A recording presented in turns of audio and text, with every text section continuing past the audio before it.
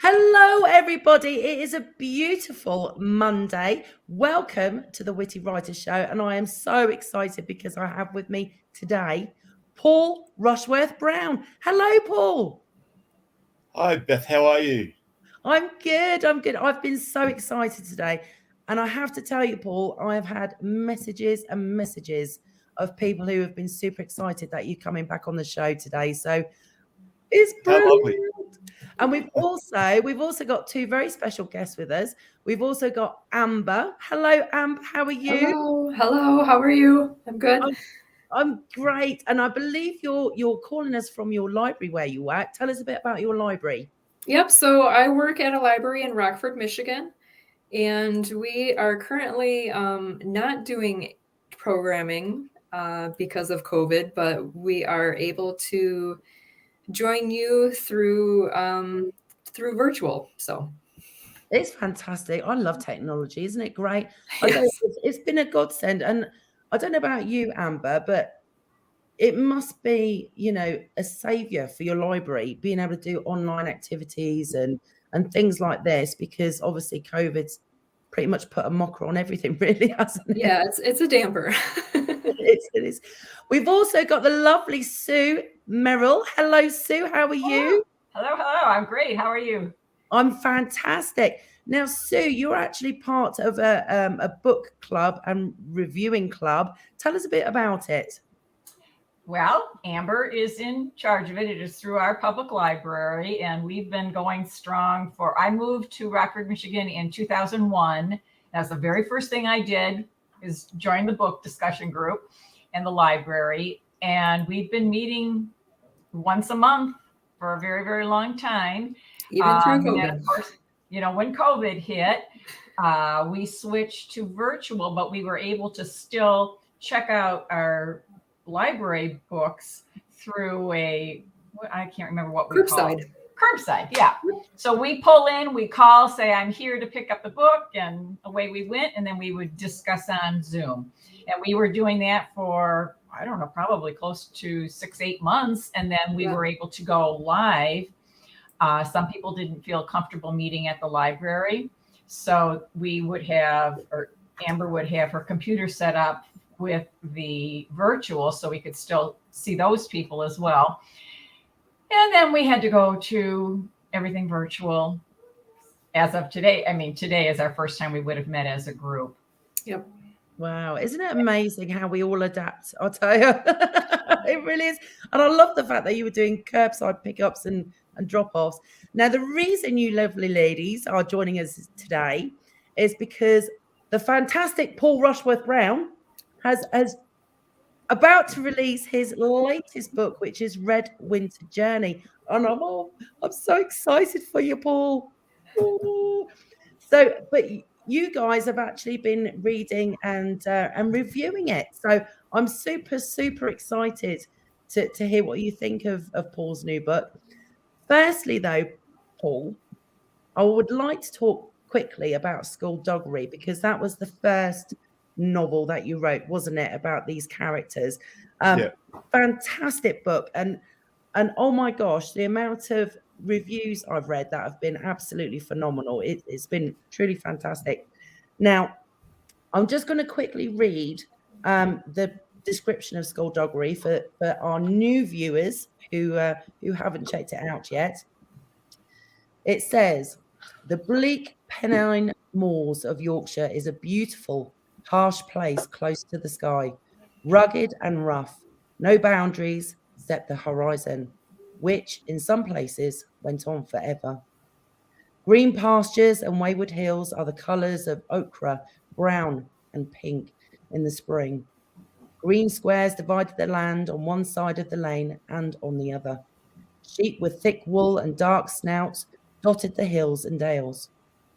One-room cruck house cottages are scattered, smoke billowing out of some and not others. Dry stone walls are dividing and falling, a patchwork of green, green and more green. Long grasses whispered while swaying in the chilled wind, waiting for the summer months. The story, set on the moors of West Yorkshire, follows wee Thomas and his family shortly after losing his father to consumption. Times were tough in 1590, and there were shenanigans, I love that word, and skullduggery committed by locals and outsiders alike. Queen Bess has died, and King James sits on the throne of England and Scotland.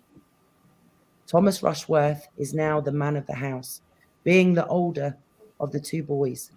He is set to marry Agnes in an arranged marriage, but a love story develops between them.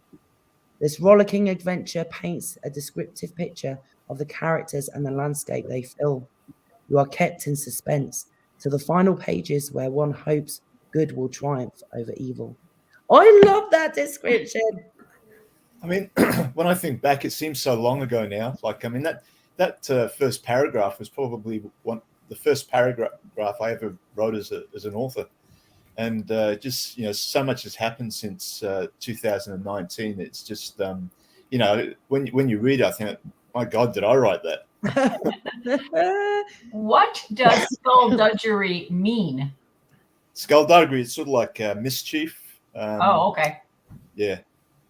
I love it. Very old word. Shenanigans is one of my favorite words as well. Shenanigans and skullduggery. I absolutely love them. And those words really, really sum up your story. And I say that because I've read so many of your reviews, as I said earlier, and they just pinpoint the story so well, because your skullduggery is a real roller coaster, isn't it? It's got everything: action, love, betrayal. It's got all the elements of real life.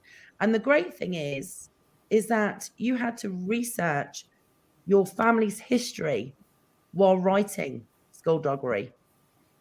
Yeah, I mean, one of the main things that I really enjoyed about writing skullduggery was researching how things were done back then in the 16th century, or late 16th century. Obviously there was no marriage; it was all about signing barns and hand fastings, and there's all these sort of like traditions that have obviously sort of like died out that were an integral part of people's lives. One of my favorite scenes in that novel was sort of like the wedding, and how the characters and the people in the village sort of like celebrated Agnes and Thomas's betrothal, and some of the I suppose some of the customs. For instance, there's one scene where the men in the village have to have a race, and they have to have a race back to Thomas's cottage. And the first one there, and this is an actual custom that used to occur back then. The first one there, there's actually a tankard of ale sitting on the bed. Anyway, the first one there sort of like gets to drink the tankard, bring the tankard back to to Agnes, and then she takes off her garter and gives it to the winner. Oh. Right. So just those sort of like little intricacies of customs and that occurred back then. It's just wonderful. It's amazing, isn't it? It's funny how some things have carried on through time and other things haven't. Obviously, a lot of women still have a garter when they get married. Yeah. Oh my gosh! I think when I got married, if my husband had had the chance of down in a tankard and then bringing it back to me, he probably would have done. Probably would have won as well. Paul, did you have any of these customs and stuff in your family background that you knew about, or did you learn all these things when you started doing your research? No, just when I started doing my research.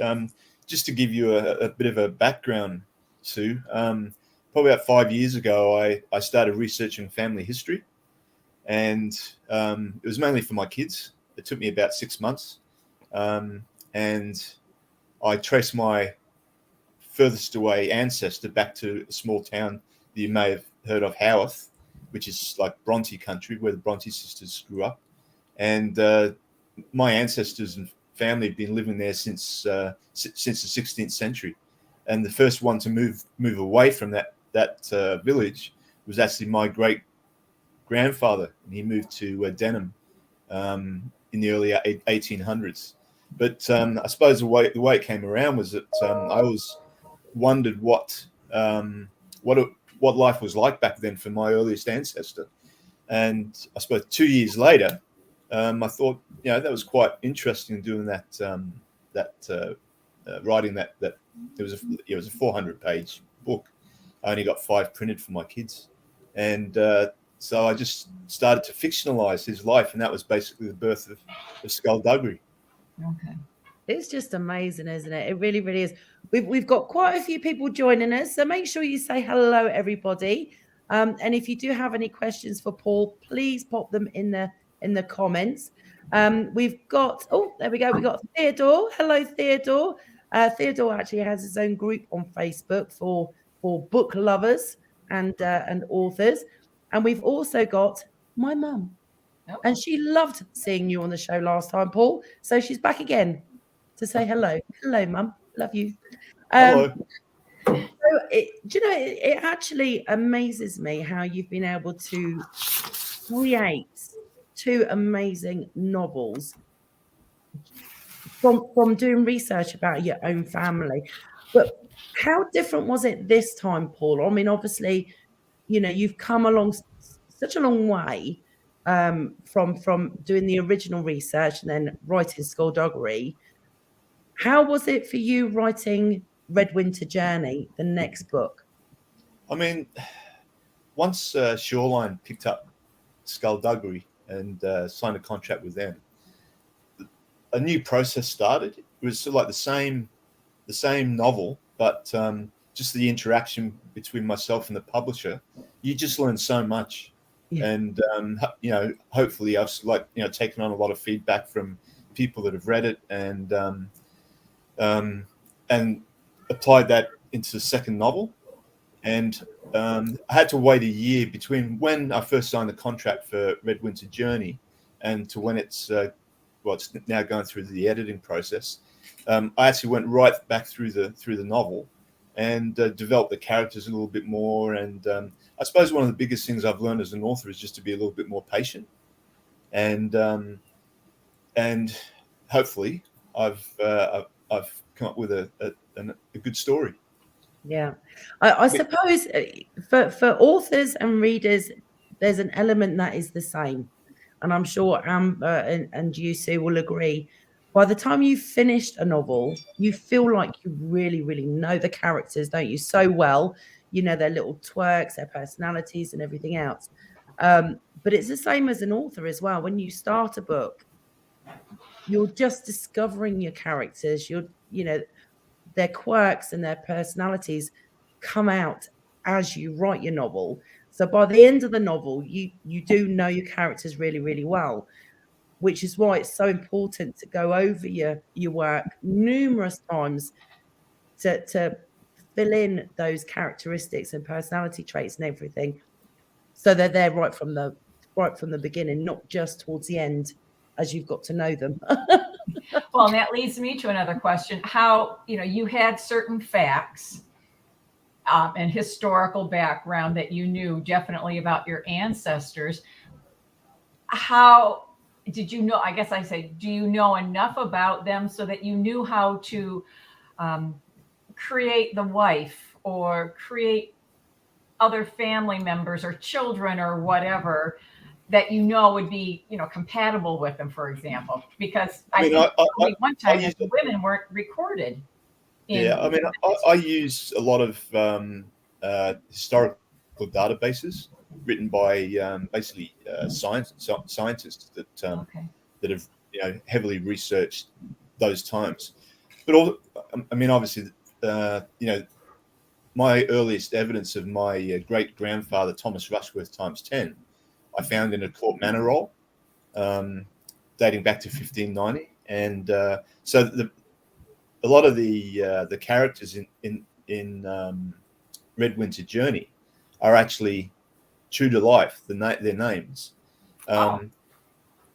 but the story around it, I can't sort of obviously go back in time and find out what Thomas Rushworth was actually like. but that's where my imagination comes in, and I try to put a little bit of some of the characteristics of my father in him, possibly some of the characteristics of myself, just to sort of like develop the character. And also, I suppose you've got to realize that these peasants back then, there's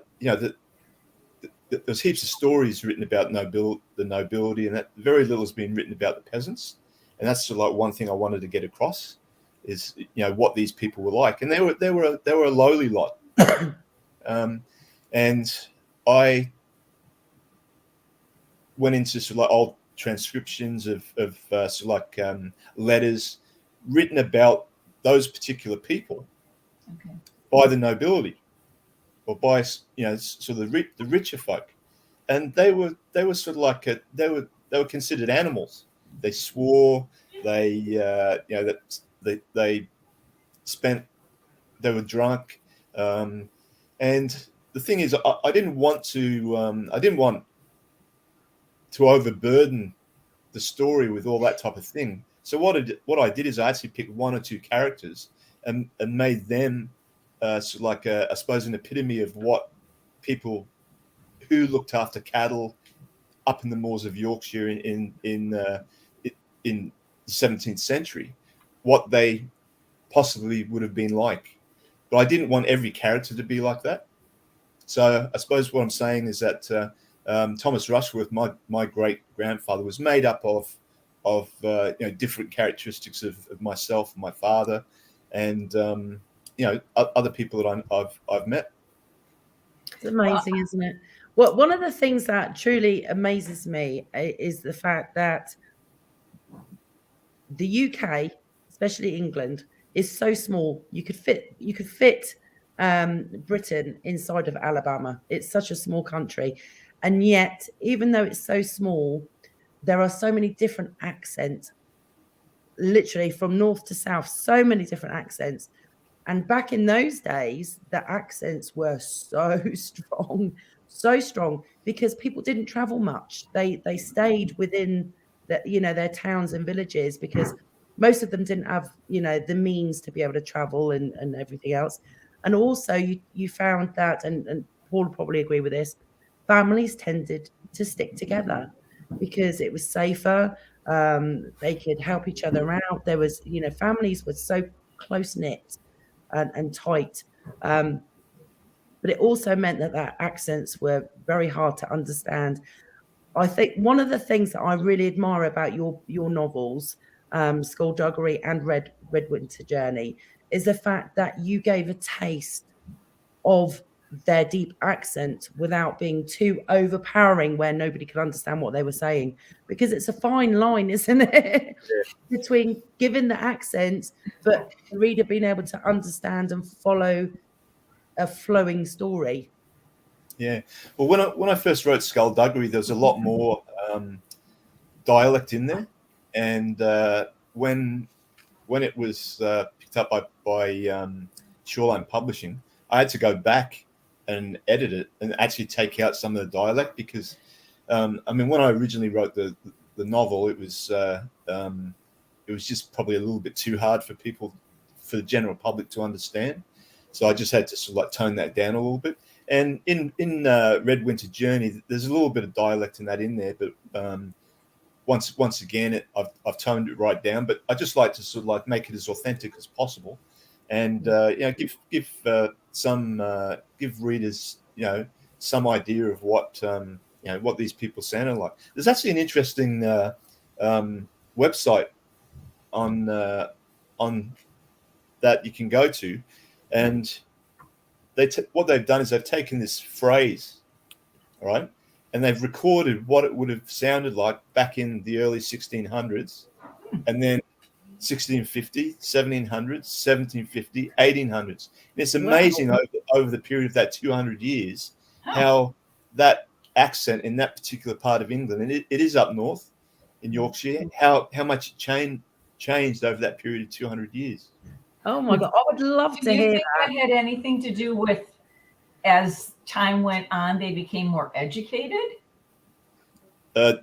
Well, not my lot, because they're all sort of like, I mean, I think they started first going to school just to read the Bible in sort of like I think it was in the early 1800s. So, I mean, there's child labour. So if up in West Riding, where my family came from, there's very little education until the 1800s. And as soon as you got to the age of sort of like 12, that was it. You were out in the barley fields, weeding and pulling the plough. So yeah, it was. I think my great grandfather was actually taught by Charlotte Bronte in the school in Howarth. Huh. And, Wow. I think he was sort of like one of the first people to actually be educated. Prior to then, it would have been just reading the Bible and that type of thing. It's amazing, isn't it? I think there's probably an element of migration that's probably changed a lot of the accents as well, because people tend to go where there's work or where they think they can have a better life. And you would get a lot of people from up north, trying to get to London, where it was a lot more affluent, to try and make their mark or improve their life. And then they would pick up some of that accent, or their own accent would tone down. They would either be successful or not. And if they weren't successful, they'd end up going back up north with a tail between their legs, but with those verbal changes. It's truly amazing. It really is. Amber, how was reading Red Winter Journey for you? Because obviously, it's in the heart of England, completely different time era. Did you feel immersed in the I culture? did. And actually, I wrote some stuff down. First of all, I didn't know that the animals lived inside with the people. So that was new for me. And I read a lot of historical fiction. So I actually learned quite a bit in this book. Another thing that I was impressed with is that the family seemed to live together. The brothers were living together. The grown son lived with them. So I thought that was interesting. And it was probably a very small house, cottage type thing. But also, I was wondering, for your ancestors during this time, you were saying that they were considered peasants? Yeah. Were they farmers? Yeah, well, they're actually tenants. Tenants to Lord Birkhead, right? So back then there was something called a copyhold, and this probably skullduggery talks more about that. But what used to happen is a peasant family would tenant, say, a 10-acre block of land from the lord of the manor, the local lord of the manor, which in Red Winter Journey's case was Lord Birkhead, and he was actually the lord at that time. Okay. And they would have to pay tithe to the church. So anything they grew, or if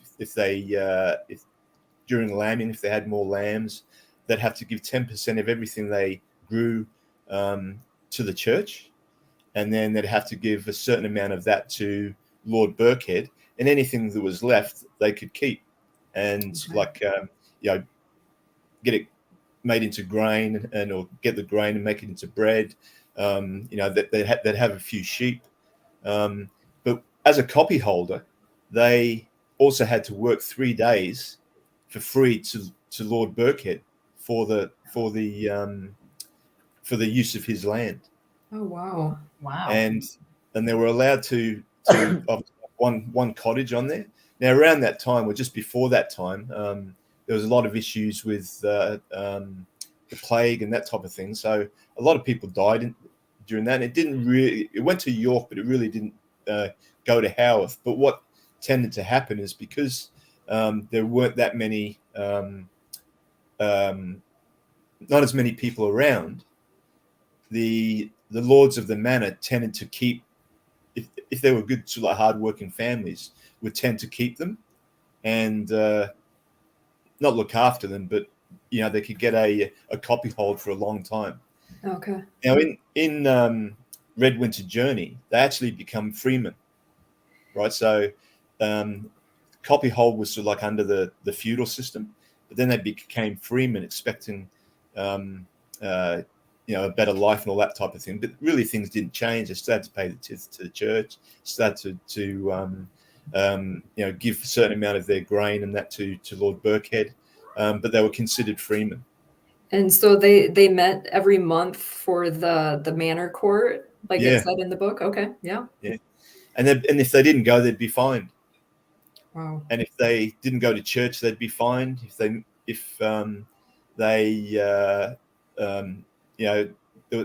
was a constable, and he'd make sure to take the names of people that didn't go to church, and it was a very sort of like controlling environment.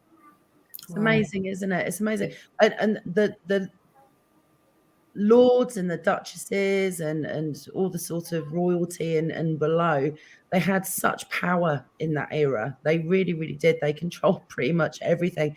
Mm-hmm. But what's interesting for me is that you're bringing back history that's been long forgotten. There are so many historical places in the UK that still have these little cottages that people like your family members used to live in.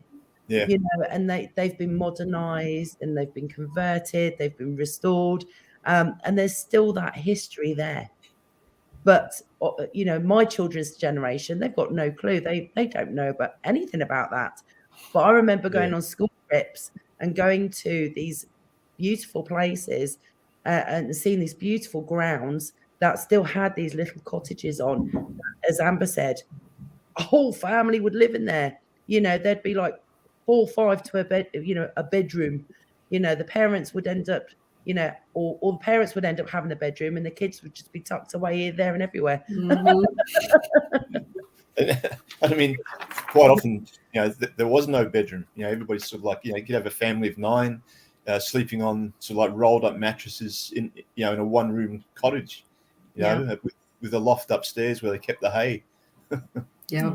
Can you imagine? So when, let's say Thomas was a freeman, does his property and the land automatically get given to Tommy when he dies, or does the Lord decide if they're allowed to stay there and be a freeman or a careholder? Well, what happens is they were given life hold. So there was this law where if a lord tenanted part of his land to a particular family, they would have life hold for, I think it was a period of 90 years, right? Oh, okay. But there was, so that land would actually pass on to his son Tommy, right? But you got to understand that, I mean, these the nobles and the lords of the manor and that, they were quite unscrupulous, and they would if somebody didn't have a life hold, there was something called a ruck rents or rack rents, and they could charge and raise the rents on this land when they wanted to. But because Thomas and Tommy had life hold, there was a little bit of contention there, and legally he couldn't. In other words, he could keep paying the same rent for years and years and years until basically, I think it was 3 lifetimes until they died. Then obviously he'd get new tenants.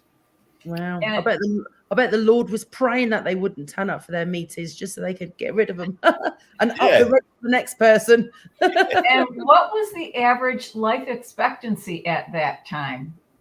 Back then, it was, if you lived to 40, you were doing old. really, really well. Oh, okay. Yeah. I was wondering about that because in the book, Tommy is 16, correct? So is that the normal age during that time to get married and have kids and go off to war and all that? They could. Okay. Interestingly enough, Howth was coming forward a little bit into like the early 1800s. Haworth was said to be one of the filthiest places in England, almost like Whitehall in London. And they actually sent a gentleman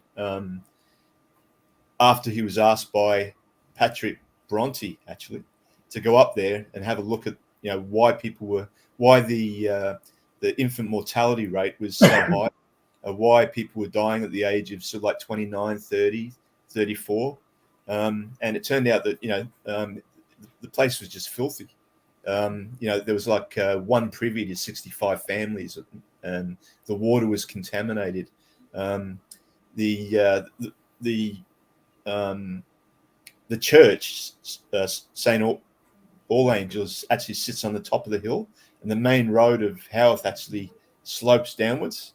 Now, all the graves at the top in that cemetery are actually covered with the stone is actually laid horizontal, and the problem with that was that the bodies didn't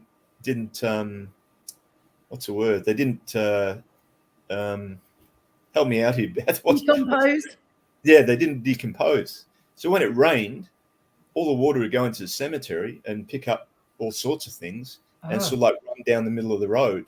But at that time in the 1800s, people were living in basement dwellings. So all the water and that would obviously rush into their sort of like basement dwellings, and everything would get soaked. But also the butcher, and his slaughter place was in the bottom of the King's Arms, which was at the top of the road as well. And so all his guts and gory bits would sort of like flow down the road down the main road. So yeah, it was you can see why people didn't live to be very, very old. You can also understand why they used to drink a lot of ale. Yeah. Because it was better than the water. We got a couple more people joining us. I'm going to pop their messages up. Josephine says, sorry I'm late, but I'm here. Hello, Josephine. She is so awesome. We've also got the fabulous Elizabeth. She says, hello, Beth. Hello, everyone. So interesting to hear this.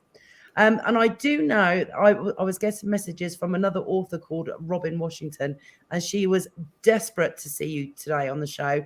But I think she's ended up having to work. So I bet she's cursing her bosses right now. And she's thankful for YouTube. Yes, absolutely. Absolutely. It truly is amazing how everything has changed and developed, and how people's lifestyles sometimes change for the better, sometimes change for the worse.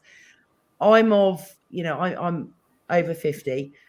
I remember as a very young child, big families living in very small houses, and making do because they had no other choice. But also they were so close knit.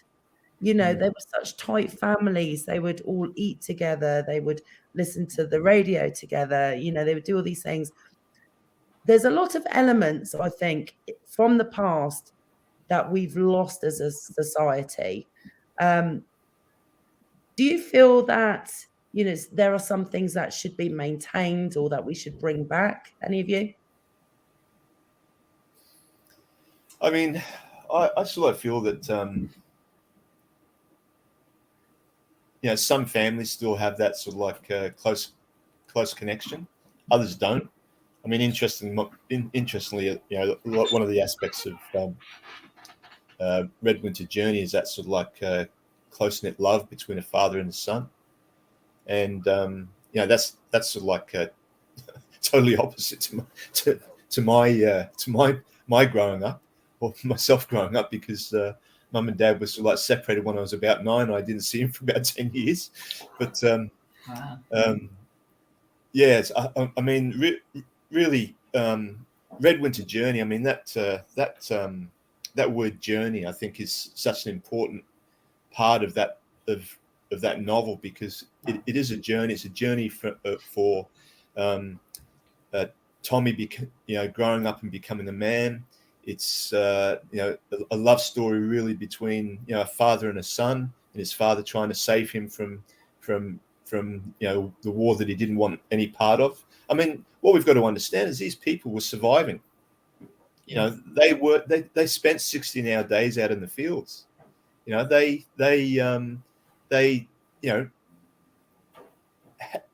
had difficulty getting food. Yeah. And living day to day like that. I mean, you just wonder. I sort of wonder why I'm here sometimes. Some of the things they would have gone through. Also like on the with the setting of the English Civil War. I mean, a very tumultuous time in Western history that had a huge bearing on our politics, on our justice system, on our parliamentary system, and yeah. Getting back to your question, I think there's sort of like some aspects that have been lost. I mean, I think there's some aspects that things that, as I mentioned, customs and things like that unless they're written about, that'll never be known. And the longer time goes on, the less we'll know. Yeah, there's a big difference, isn't there, as you said, between living and surviving. And and the people back then were a whole different breed. They knew what hard work was. They knew what it was to be hungry or thirsty and worry about their children surviving through the winter. It's a whole different ball game. It really, really was. We are practically spoiled nowadays. Yeah. So the Lord had no responsibility. I mean, it seems like if you were to keep your workers fed, they would be healthy. They could put more energy into the work to provide the Lord with more food, who would help you go in a circle like that. But no. They didn't do that, did they? No, they didn't. They weren't interested. I mean, Lord Birkhead, he would have had probably about 20 different, maybe more tenants on his lands. Oh, okay. And each of them, had the same sort of responsibility, looking after his 10 acres of land. They could grow a few sheep. They could maybe have a cow, a few chickens, a vegetable garden out the side. And no, he wasn't interested in that. And where did he get the land? Where did this Lord get the land? Was it given to him by the king? Yeah. Or So his father would have been the previous Lord Birkhead. Oh. So he would have had ownership of that land. And things, I mean, say there's a small village close to Howth called Stanbury, and Stanbury actually had its own lord as well. And then another village, or another sort of like, I probably shouldn't say village, because village was sort of like a small habitat of cottages and crook houses on his land, if you know what I mean. So his manor was sort of like the center of what was going on there. And then somewhere on his land, there would have been a village.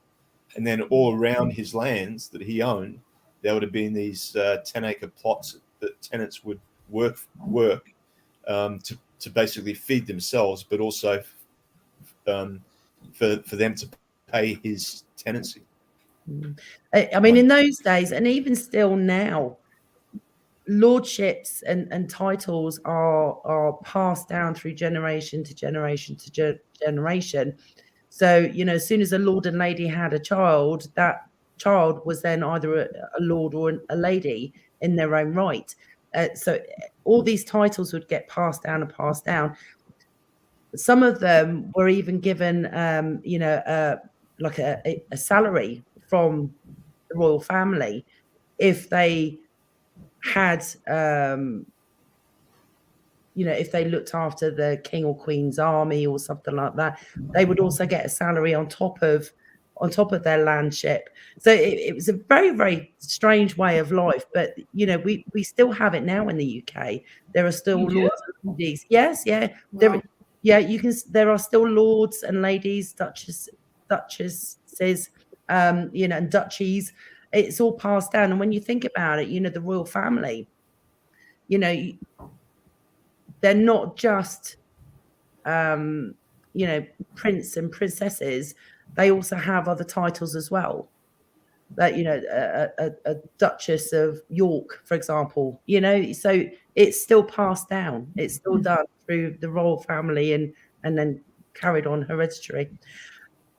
What do you think surprised you the most about Red Winter Journey, Amber? Ooh. Because there's so much in there, isn't it? It's action-packed. Yeah, it is. Well, I actually learned quite a bit about the war, because I didn't know anything about that until this book, actually. So just, and I have a question about that too. Roundheads. Mm-hmm. How did that term come about? Okay, so Roundheads were, as you're probably aware, the war was between the Royalists when Charles I and the English Parliament had a huge disagreement. He wanted right of divine rule. Parliament wouldn't give it to him, so that was sort of like the spark for the war. Getting back to your question, Roundheads were sort of like parliamentary soldiers. The reason they were called Roundheads was because it came from the apprentices down in London who supported Parliament, right? And they actually had their hair cut sort of like bowl-like. Oh, so that's Roundheads. And the Royalists were called Cavaliers, and they were sort of like more the noble types. And I don't know if you've seen it, but they used to wear sort of like the hats with all the plumage and. Yeah.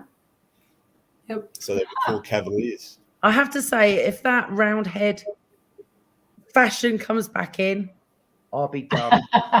Not attractive. It's funny though, isn't it? Because some things do come back into trend from way back when. Yeah, bell bottoms. Oh no. What about you, Sue? What really stood out to you most? Well, I had to say, first of all, I think I commented to Paul in an email about how I was very glad that he had the glossary in there so that we could go back and forth to see what some of the terminology was that I didn't have any idea. I mean, some of it, just within the context you could figure out, but then there were others I didn't have a clue. But like Amber said, the war,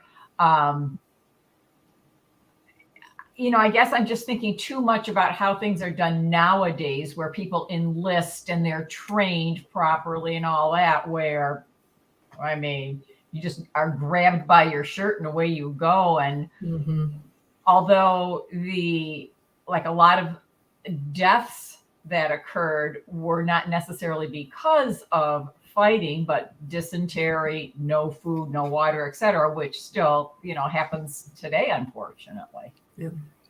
I mean, and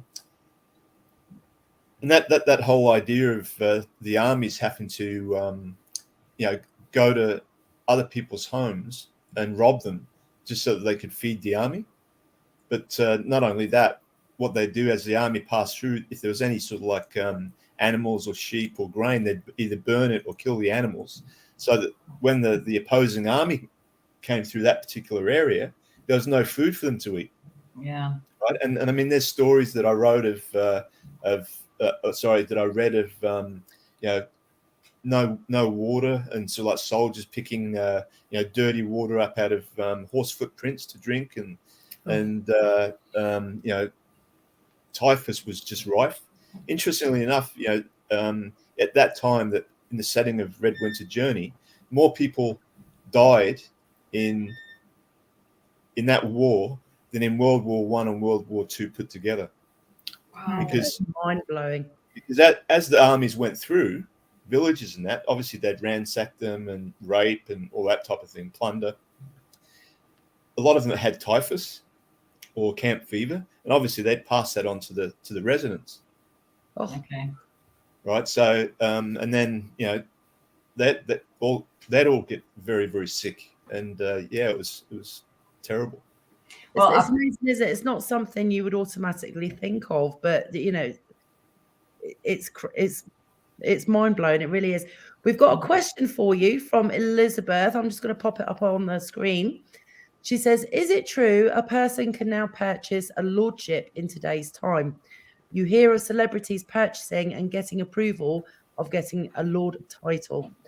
Boggles my mind how times are constantly changing compared to the culture of a heritage and a title being passed down in one's family. Good question. Interestingly enough, in Australia, there's this this advertisement on TV at the present time.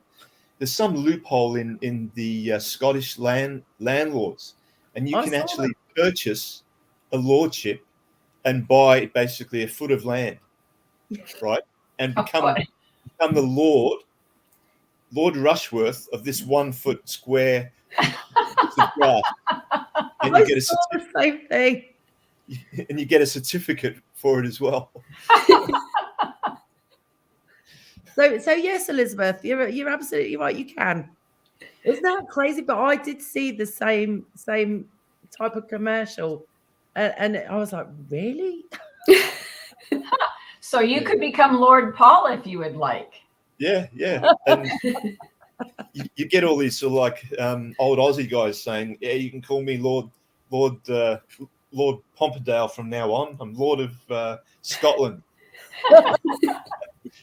Yeah, and they take the certificate down the pub and show all their mates. Oh my gosh, I love it. I love it. Now, are you continuing Thomas and Tommy's story in another book, or have you had your fill of them? Oh God, no! I reckon there's about 10 books in me, right? So I've almost my next novel is called Dream of Courage, and I'm just going through the preliminary editing process with it at the present time, and it sort of like follows the next generation. But they say that that authors should always have sort of like 3 books on the go, writing one, editing another, and marketing another. So Shoreline have already asked me to sign a contract for Dream of Courage, and I'm sort of like holding off on that at the present time. But my next novel, I'm actually going to come forward quite a bit, and to sort of like the 20th century. Oh, there's a tiny little spark in here, and it's going to be called £10 Tourist. 10 right? what? £10 Tourist. £10 Tourist. Yeah. And I don't know if you don't know what a £10 tourist is. Back in sort of like the late 40s, early 50s, the Australian government had an all-white policy, and they actually used to offer English people to come over to Australia.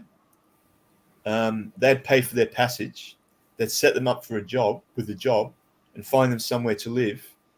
And all they'd have to pay is £10. Wow. Yeah. So, and my dad was a £10 tourist. So That's my amazing. fourth novel will, it's just an idea at the moment, but my fourth novel will involve that type of thing. And so like, I suppose the adventure of sort of like spending 2 weeks on a ship to get to Australia, and then a lot of them was sort of like sent out into the outback to work on sheep farms and obviously a place totally different to what they were used to in England. So, so that's that. I'm hoping that my fourth novel will involve that type of thing. Sounds interesting. It does. That's brilliant. And how you keep it all straight between what is happening in each one of these novels is unbelievable. Yeah, interestingly enough, somebody asked me a question the last time I was interviewed. Somebody asked me a question, how do you keep your timeline? But for me, for the first 3 novels, it's quite easy because it's all generational. Okay. Right. So, and around that time, things were, some very, very important things were in Red Winter Journey. Some very important things were happening that made it very, I suppose, very, very easy to incorporate a lot of those things happening in society, and how they affected my ancestors. I just want to quickly share with everybody the cover. Oh, let me turn my brightness up. Hang on a minute. There we go. I just want to share the cover of Red Winter's Journey because it is beautiful. Can you see it? It is absolutely gorgeous. Was that cover your idea, Paul? No, Sue asked me after when she saw the new cover, because I put it on social media. She said, "Oh, there's a new cover." The original cover was just a mock cover, right? Oh. So that cover has actually been designed by the publisher, and I love the way it sort of like depicts that sort of like as I say, because that's sort of like love between a father and his son, and it really sort of like comes out with that cover with the little boy holding I suppose his father's his finger. Right. So it really makes a connection with the story. Yeah. And that's like grainy look, Love it. It gives such a good feel. It gives that old feel, but it also, I mean, as I said to you over Messenger, a picture can speak 1,000 words, and that cover really, really does. It's absolutely stunning. Amber, for you, who did you connect with the most, do you think, when you read Red Winter Journey? Kind of Agnes.